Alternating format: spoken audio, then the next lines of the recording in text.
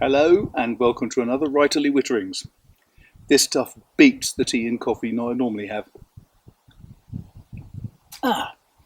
You may have guessed I'm not actually in Dartmoor right now.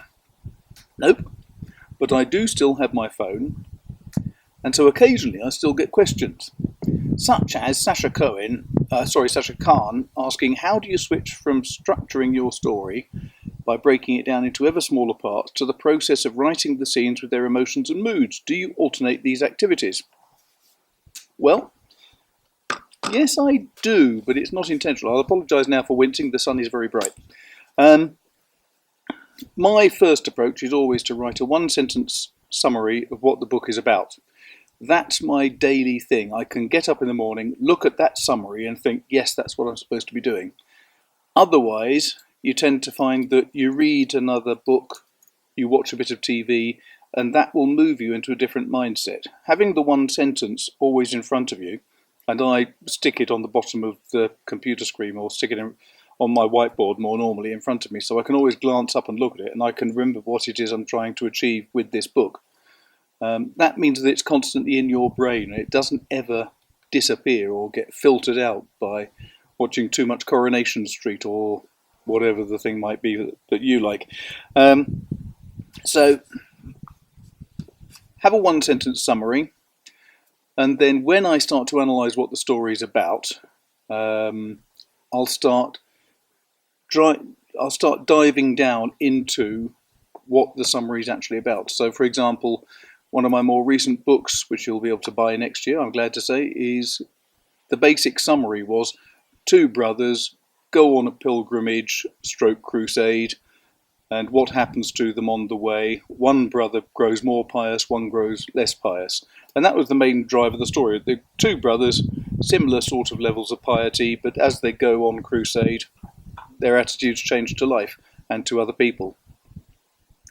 But then when you start diving down into it, you can look at the way the different characters evolve.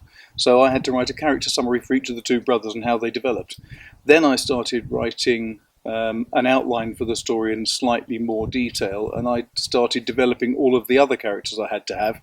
So they started growing, they started developing as well, and then I had to have a direction of travel for each of them as well.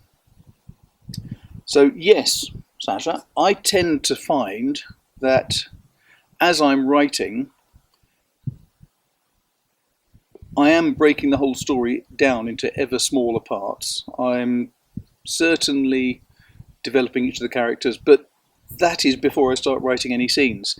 Then what happens is I start developing a timeline for each of the characters and the rest of the story, and I'll develop each of the segments of that timeline into different scenes.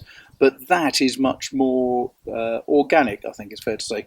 If you look at the diaries of J.R.R. Tolkien many, many years ago, he wrote one day that he'd just invented this new character and he didn't know what the hell was going to happen with him, what he was in the story for, or anything else about him. This character was Strider, who became, obviously, the king.